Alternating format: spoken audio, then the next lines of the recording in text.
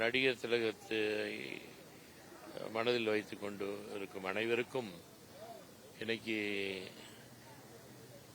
இந்த ஒரு நாள் மட்டும் அவர் நினைவு நாளாக நாங்கள் கருதல.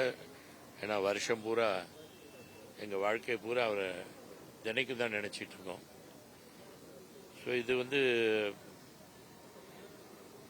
இன்னைக்கு ஒரு விழா இல்லை, இது அவர் நினைவுக்காக இங்கே தமிழக அரசு வைத்திருக்கும் நல்ல ஒரு நினைவு சின்னத்துக்கு நாங்கள் அவரை மரியாதை பண்ணுறோம். நடிகர் திலகத்துக்கு தினமும் பண்ணுற மரியாதை இன்னைக்கு இங்கே பண்ணுறது நம்ம வீட்டில் எல்லாம் பண்ணுறோம்.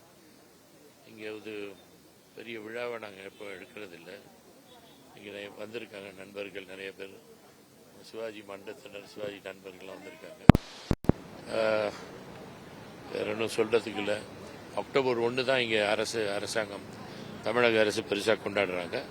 ஸோ மீண்டும் இங்கே இந்த இடத்துல அன்னைக்கு அக்டோபர் 1 அன்னைக்கு மீண்டும் சந்திப்போம். நடிகர் திலகம் சிவாஜி கணேசன் அவர்களுடைய நினைவு தினம் இன்றைக்கு. இந்த நினைவு தினம் என்று நாம் அனுசரித்தாலும் அவர் இன்னும் வாழ்ந்து கொண்டு தான் இருக்கிறார்.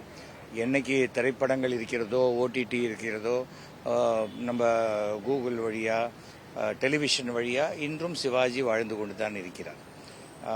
என்னுடைய தந்தை எஸ்வி வெங்கட்ராமன் அவர்களுக்கு மிக நெருங்கிய நண்பர். எங்கள் அப்பா அவருடைய நினைவு தினமும் இன்னைக்கு தான். 2001 சிவாஜி அவர்கள் மறைந்தார்.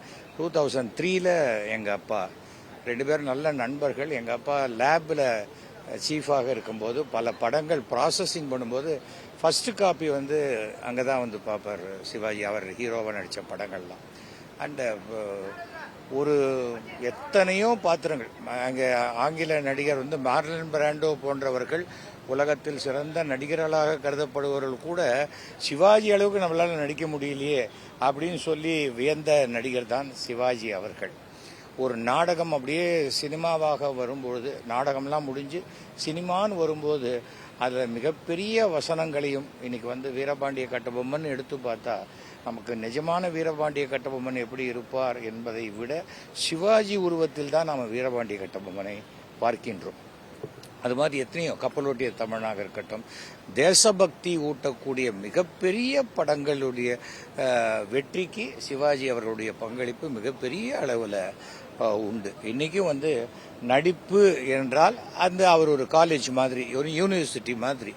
அந்த சிவாஜி அவர்களுடைய நடிப்பிலிருந்து ஒரு துளியாவது எடுத்துக்காத நடிகர்கள் யாருமே வெற்றி பெற்றதாக கஷ்டம். அது மாதிரி இல்லை. என்னுடைய ஒரு சிறிய வேண்டுகோள், முன்னாடி நான் சொல்லிட்டு இருந்தேன், சிவாஜி அவர்களுடைய முழு சிலை உள்ளே இருந்தது. அப்போ 6 மணிக்கு அதை பூட்டிடுவாங்க.